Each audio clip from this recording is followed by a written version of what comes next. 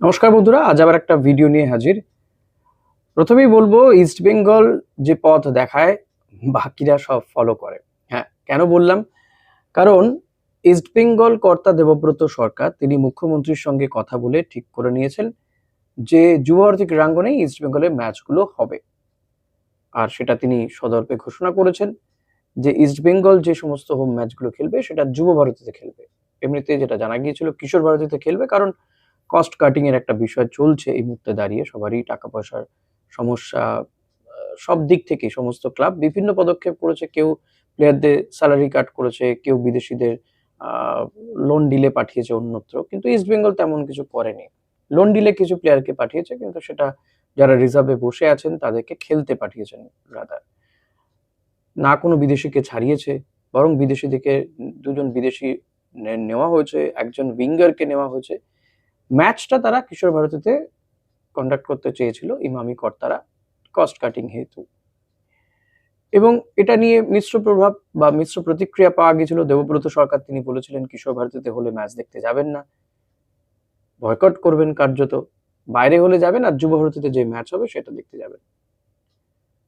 তো তারপরে বহু সমর্থকই দেবব্রত সরকারের এই বক্তব্যকে সমর্থন করেছিল, এবং দেবব্রত সরকার তিনি তারপরে মুখ্যমন্ত্রীর সঙ্গে কথা বলেন। কথা বলে তিনি রাজি করান মুখ্যমন্ত্রীকে যে ইস্ট বেঙ্গলের ম্যাচ যাতে যুব ভারতী ক্রীড়াঙ্গনে করা যায়, এবং সেটা ফ্রি অফ কস্টে করানো হয়েছে, ফ্রিতে, একেবারে ফ্রিতে। কোনো এই ক্ষেত্রে রাজ্য সরকার কোনো পয়সা নেবে না।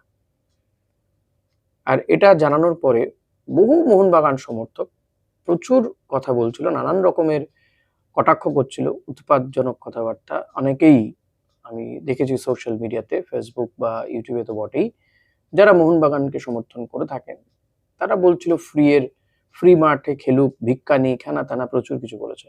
আজকে জানা যাচ্ছে যে তারাও ওই একই পথের পথিক হয়েছে। ইস্টবেঙ্গল পথ দেখিয়েছে, এবার মোহনবাগানও সেই পথেই হাঁটছে।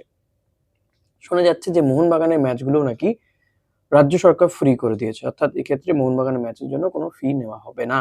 সল্টলেক স্টেডিয়ামে যে ম্যাচগুলো খেলবে মোহনবাগান, হোম ম্যাচগুলো, বোঝা যাচ্ছে তাহলে কারা পথ দেখালো আর কে সেই পথ অনুসরণ করলো।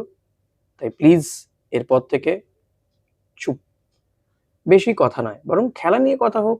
কি দরকার এই সমস্ত প্রশাসনিক কথা নিয়ে কথা বাড়িয়ে আর দলাদলি করে, তাই না? মাঠে জবাব দেওয়া যাবে, বরং মাঠের খেলা মাঠেই হোক না। বরং আমি বারবার বলি যে সমর্থকদের কোথাও গিয়ে নিজেদেরকে একটু কন্ট্রোল করার দরকার, তাহলে অনেক অশান্তি দূর হয়। তো এবার থেকে প্লিজ এটা মেনটেন করবেন, কারণ আমি কোনো মোহনবাগান সমর্থককে ছোট করি না। আমার চ্যানেলে বহু মোহনবাগান সমর্থক খেলা খবর দেখেন, আমার সাথে লাইভেও কন্ট্যাক্ট করেন, তারা আসেন, কথা বলেন। তাদের সাথে কিছু কিছু বিষয় আমারও মতামত সেম থাকে, সহমত হই আমরা। এবার ইস্টবেঙ্গলের কিছু আশঙ্কার কথা বলি। ফার্স্ট ম্যাচে ইস্টবেঙ্গল কিন্তু তাদের ডিফেন্সে দুজন গুরুত্বপূর্ণ প্লেয়ারকে পাবে না, রাকিব, কেভিন সিবেলে। রাকিবকে ফার্স্ট ম্যাচে পাওয়া কার্যত অনিশ্চিত ধরে রাখুন। রাকিব রিকভারি করছে, বাট এখনো সে প্র্যাকটিসে জয়েন করেনি। তার মাথায় 8টা সেলাই পড়েছে, তো প্রথম ম্যাচে নেই রাকিব। ডিফেন্স, ইস্টবেঙ্গলের অফেন্স মানে ফরওয়ার্ড লাইন ঠিক হচ্ছে, তো আবার ডিফেন্সে চোট। তো ডিফেন্সটা শক্তপোক্ত ছিল, কিন্তু কেভিন এবং রাকিবের এই চোট ইস্টবেঙ্গলকে ভোগাবে। যদিও তো রাকিবকে ইস্টবেঙ্গল পাবে না, ফার্স্ট ম্যাচে তো পাবেই না নর্থ ইস্টের বিরুদ্ধে, সেকেন্ড ম্যাচ থেকে হয়তো পেলেও পেতে পারে। কিন্তু কেভিন সিবেলে শোনা যাচ্ছে প্রায় 3 সপ্তাহের জন্য মাঠের বাইরে চলে গিয়েছে কেভিন সিবেলে। আবার আরেকটা সূত্র মারফত জানতে পারছি যে হয়তো 3 সপ্তাহ না, প্রথম 2-3টে ম্যাচ হয়তো তাকে নাও পাওয়া যেতে পারে। সেক্ষেত্রে কেভিন সিবেলের জায়গায় লালচুংডুঙ্গা এবং জিকসন সিং, এই দুজনকে রেডি করছে অস্কার ব্রুজো, যেটা কিন্তু খুবই টাফ হতে চলেছে ইস্টবেঙ্গলের জন্য। অন্তত প্রথম ম্যাচে রাইট ব্যাক পজিশন এবং সেন্টার ডিফেন্সটা দুর্বল হয়ে যাবে ইস্টবেঙ্গলের। তাই ইস্টবেঙ্গল চেষ্টা করবে আমার মনে হয় নর্থ ইস্টের বিরুদ্ধে প্রথম ম্যাচটা জিততে গেলে offence is the best defence, তো অ্যাটাক করো। কেভিন সিবেলের বিষয়টা আরেকটা সূত্র মারফত জানা যাচ্ছে যে হয়তো প্রথম 2-3টে ম্যাচই কেভিনকে পাওয়া যাবে না, তারপর পাওয়া যেতে পারে।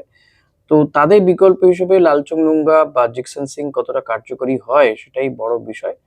প্রত্যেকেই প্র্যাকটিসের মধ্যে রয়েছে, তবে জিকসন তো সাধারণত ডিফেন্সিভ মিডফিল্ডার হিসেবে খেলে, এই জায়গায় কতটা কার্যকরী হবে সেটা বড় বিষয়।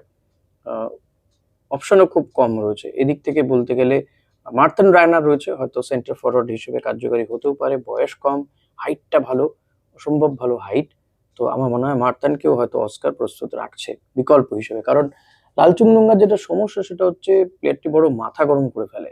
এখন জানি না এই আইএসএল এ সে কি খেল দেখাবে, বাট ওটা ওর সবচেয়ে নেগেটিভ পয়েন্ট। তো এটা ছাড়া বাকি প্লেয়ারটিও যথেষ্ট ভালো। তবে চাপ নেওয়ার কিছু নেই, এতটা চিন্তিত হওয়ারও কিছু নেই। আমার মনে হয় কেভিন ফিরে আসবে, দ্রুতই ফিরবে ম্যাচে, এবং ইস্ট বেঙ্গল ভালো করবে, আইএসএল এ ভালো করবে সেই আশা তো রাখি। দেখা যাক যে দুজন বিদেশিকে নেওয়া হচ্ছে স্ট্রাইকার, তারা এসে কতটা কি করতে পারে, কতটা গোল খরা মেটাতে পারে ইস্ট বেঙ্গলের। তবে আমার যেটা মনে হচ্ছে এই যে অ্যান্টনকে নেওয়া হচ্ছে, তাকে হয়তো কখনো কখনো অ্যাটাকিং মিডিও হিসেবেও ব্যবহার করতে পারেন অস্কার। হুম, একদম বক্স টু বক্স স্ট্রাইকার হিসেবে হয়তো খেলতে পারেন ইউসুফ ইজেজারি, বা ও কিন্তু অ্যাটাকিং মানে কি বলবো, অ্যাটাক করে অনেকটা নিচ থেকে উঠতে পারে, বল নিয়ে যেতে পারে। এমন না শুধুমাত্র বল পেলেই গোল করবে, এমন নয় প্লেয়ারটি। তো সব মিলিয়ে ইস্ট বেঙ্গলের জন্য এগুলো নিঃসন্দেহে ভালো দিক।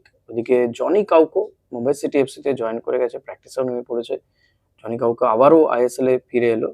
গতবার সে ছিল ইন্টারকাশিতে, আই লিগ টিমে ছিল ইন্টারকাশির। তো মাঝখানে শোনা গিয়েছিল ইস্ট বেঙ্গলে আসতে পারে, বাট আসেনি জনি কাউকো। তবে অনেকটা এজ হয়েছে, এখন সে কতটা কি পারফর্ম করতে পারবে ডিপেন্ডস। তো দেখা যাক কি হয়। সব মিলিয়ে কিন্তু ইস্ট বেঙ্গলের জন্য এই খবরগুলোই ছিল, আহ ভালো থেকে মন্দ বেশি। আপনাদের কি মনে হচ্ছে অতি অবশ্যই জানাতে ভুলবেন না। Thank you.